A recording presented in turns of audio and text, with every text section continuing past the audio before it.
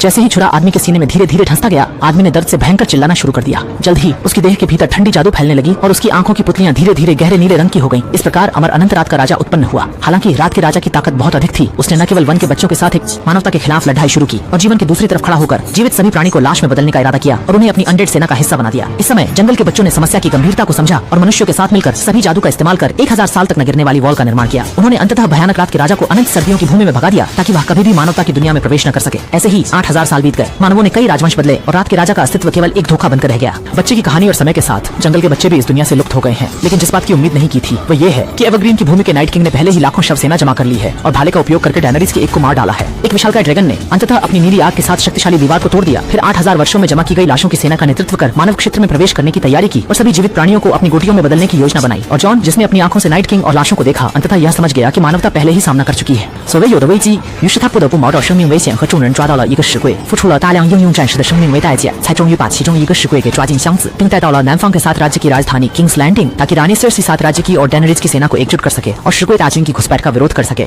然而，身为掌管全人类军队的दो विरोधी रानियां, जिनके पास पूरे महाद्वीप को जीतने की महत्वाकांक्षा है, वे कैसे आसानी से गठबंधन कर सकती हैं? जब सर्सी ने डेनेरिस को शक्तिशाली ड्रैगन की सवारी करते देखा तो उसका गठबंधन न करने का मन और भी दृढ़ हो गया। और वैसे भी वह कैसे विश्वास कर सकती थी कि परियों की कहानियों में बताए गए शिगी वास्तव में मौजूद हैं। तभी शिकारी कलिगन ने एक बॉक्स बाहर निकाला और फिर सावधानी पूर्वक उसे खोला। सभी के आश्चर्य के बीच बॉक्स के अंदर की चीज शिकार करने वाले कुत्ते की प्रतिक्रिया से तेजी से बाहर निकल आई। ये देखकर सर्सी बहुत डर गई। उसने कभी नहीं सोचा था कि बच्चों को बहलाने के लिए इस्तेमाल की जाने वाली किसी परी कथा की कहानी वास्तव में सच हो सकती है। और शिगी की कर्कश ने वहाँ मौजूद सभी लोगों की रूह कपा दी। तभी शिकारी ने फौरन लंबी तलवार उठाई और शिगी को दो हिस्सों में काट दिया। लेकिन परिणाम स्वरूप शिगी ने तो मरा और न ही हत्या की जा सकी, बल्कि बटे हुए शरीर के हिस्से अपने आप में सचेत रूप से हिलते रहे। इसके बाद एक तरफ का विश्वविद्यालय प्राध्यापक जल्दी से शिगी की तरफ देखता है। भूत के हाथ की हथेली देखकर भी कुछ कह पाने में असमर्थ था जब तक जॉन आगे नहीं आया और लोगों को नहीं दिखाया कि आग से इन भूतों को मारा जा सकता है या फिर उसके हाथ में मौजूद ड्रैगन ग्लास से। उसके बाद जॉन ने एक बार में भूत का अंत कर दिया और सामने खड़ी रानी सर्सी से कहा कि उनके सामने इंसानों के बीच की लड़ाइयां नहीं है, क्योंकि ये